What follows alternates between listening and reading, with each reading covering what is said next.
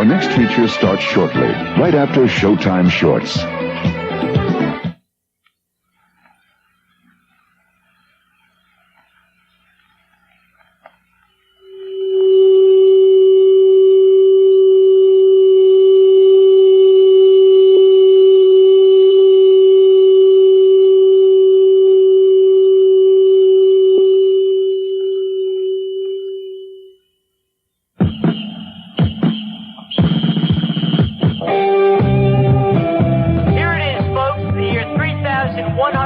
And the Thanksgiving festivities are underway. I'd say there were some mighty happy people out there, Howard. There certainly are, Phyllis.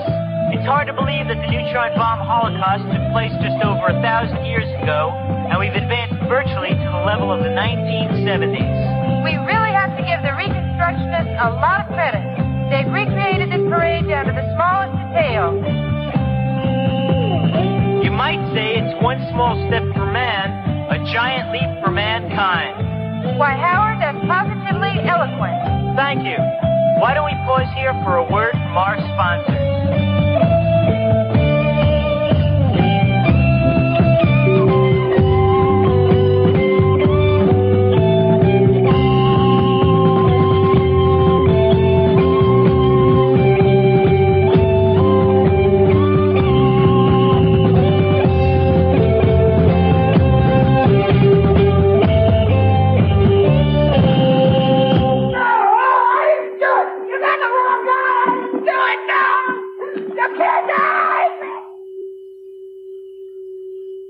Fred?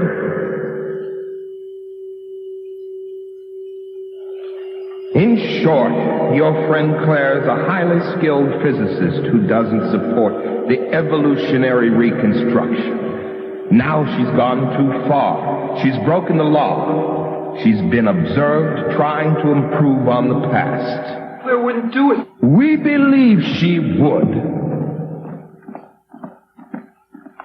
We got one we can't handle, sir. Yes? He refuses to believe the world is contaminated beyond the 20-mile limit. Keeps trying to sail past it. Doesn't he know the law?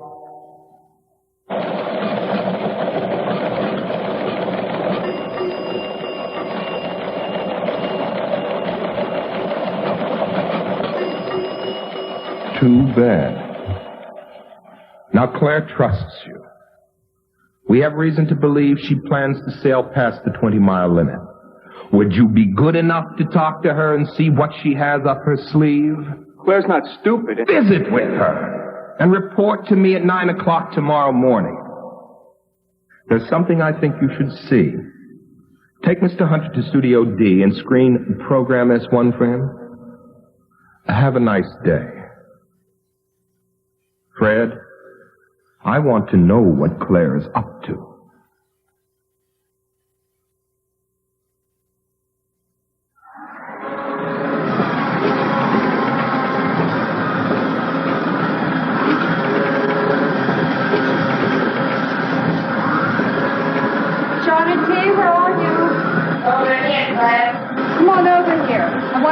More history and sociology into your memory. Not again. I just flew to be capacitors. Don't give me a hard time.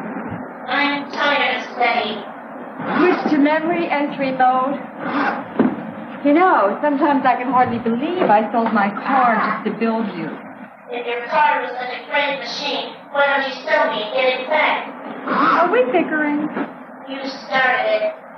Well, I don't mean to be crabby. It's just that things haven't been the same around here lately. Memory entry mode operative.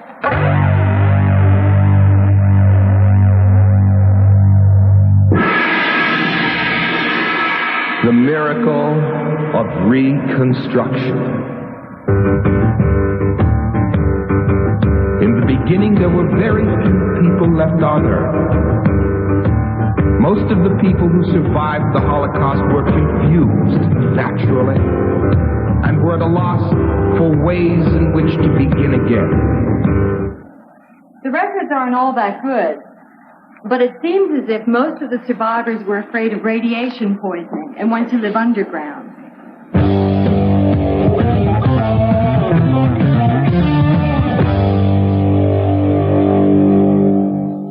when the survivors came out after a generation or so, the world looked pretty bleak and hopeless.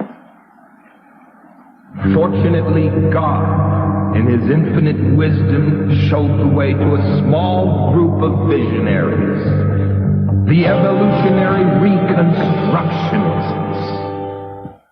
And since most of the survivors were depressed, the evolutionary reconstructionists jumped into the void and decided to do everything the same old way. Claire, the history tape just ran out. Thanks. And they didn't even get all the facts straight. I'm convinced the 20-mile limit's just an old U.S. fishing boundary, and if we can just get past it, there might not be anything bad out there at all. But those early reconstructionists insisted that outside the 20-mile limit were contamination, confusion, darkness, and death. So these pioneer evolutionary reconstructionists devoted their energies to the territory they did control. They realized how foolish it would be to allow thousands of years of progress to go to waste. those early evolutionary reconstructionists probably didn't realize what a mistake it would be to try to recreate the past. So they gathered what evidence they could of the ways in which their ancestors had lived and began recreating the world exactly as it had been before. As a result, tomorrow's children can look forward to the same bright world our pre-destruction ancestors enjoyed. And so tomorrow's children can look forward to living in a world very much like the ones their pre-destruction ancestors had to tolerate.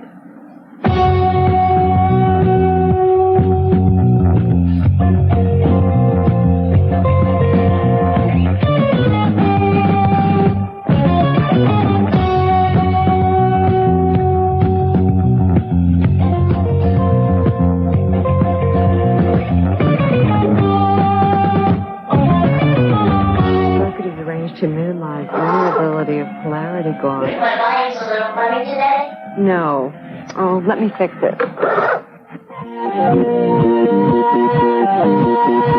Please don't configure my voice. Have you been listening to the radio with your memory on again? Hold on. Hello? We gotta talk. You're not gonna believe what just happened. Okay, but don't come here. Meet me at Al's. Sodium and zeaxanthin gum. Diglyceride and saccharin, red dye number 1. The less you know, the better you feel. How many chemicals does label reveal? 1, 2, 3, 4, 5, 6, 7, 8. Calcium, sodium, and zeaxanthin gum.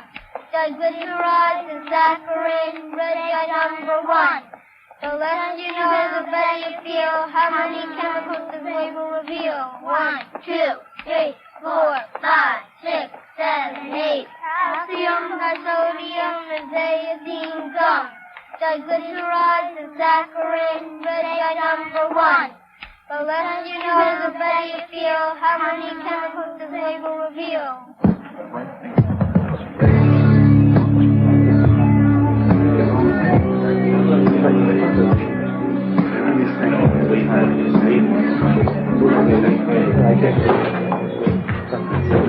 Hi. You know where Claire is? She's in the back. Thanks.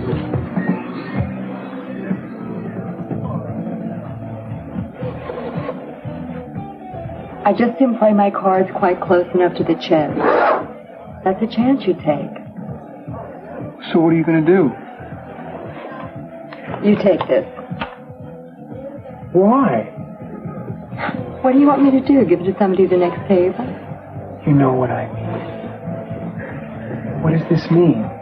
That you're not coming? Look, I want to see what's out there as much as you do, but the delegate does seem to be breathing down my neck, doesn't he? You're a scientist. I think you better take the tape. But you will be there. I don't know. Maybe, maybe not. I want to go. God shot it to you. Sure are getting demanding. Not demanding. Discerning.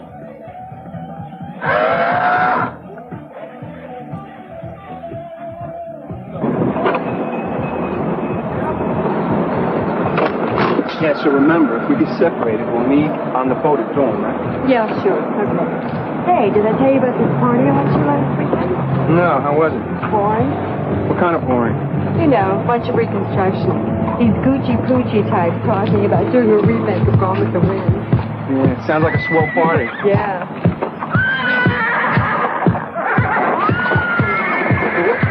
Just get out of here. Come on. Run. Just get out of here. Go on.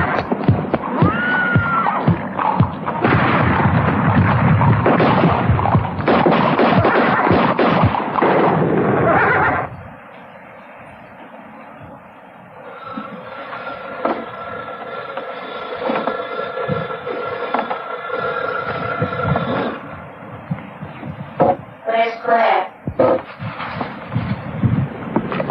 I don't know.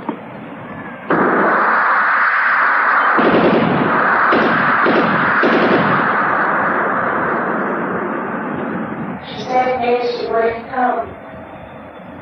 Well, you're no help. Be quiet. I think we better go.